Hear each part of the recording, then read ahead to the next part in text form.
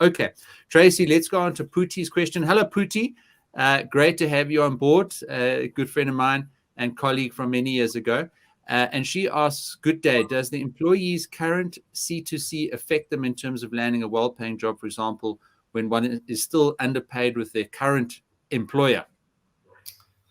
It's a tough one. I want to say it doesn't count, but let's face it, if I had a business and I was looking for someone and if I could get away with paying them a little more than they're already earning, then I'm not having to pay too much. We human beings, that's what I would take. I would love to say that I would take the person at this salary. It's set no matter who the candidate is, but the reality is it does play a part. That said, the companies and the recruiters also know what they're paying for those kind of skills in the market. So if they're putting out a job spec, they've got an idea of what they're going to pay, and they're not going to try and do you over. So I think don't hesitate to say what you're earning. And somebody earlier had said, how do you get around handling that question? Don't hesitate to say it. But at the same time, you're saying, I am moving because my salary is not market related.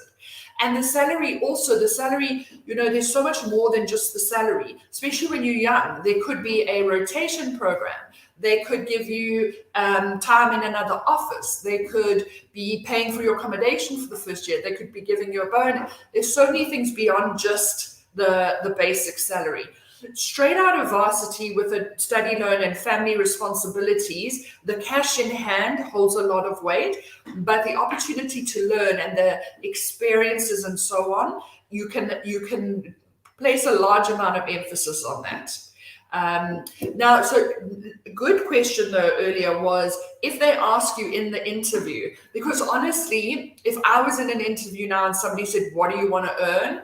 I wouldn't know what to say. I wouldn't want to say too little, and then then they pay me too little, or then I say too much, and then they don't want to speak to me. It's really awkward, and I've been doing recruitment for 20 plus years, and there is, for me, no right or wrong. If there's any chance to say, do you mind if we chat about it afterwards, to the recruiter maybe, but you don't want it to be uncomfortable.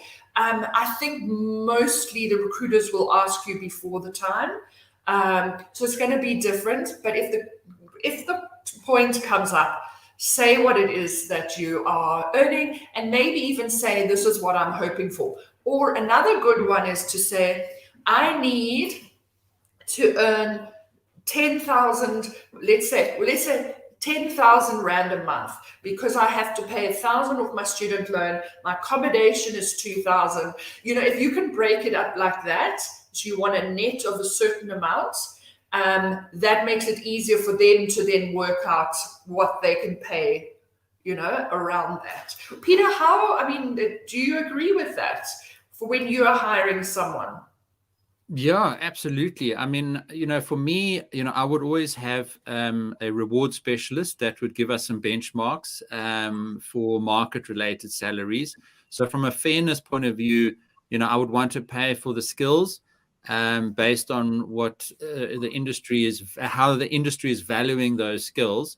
So I would never want to sort of rely on, being too cheap in terms of hiring a person based on their salary. So it wouldn't be like a game for me to try and find out their salary so that I could just offer them the minimum on top of that. Having said that, that's in a large corporation. A small business that's very tight on its costs could be a very different story. So I don't have sort of that perspective of it. But in my experience, Tracy, it's always been to work within the established benchmarks.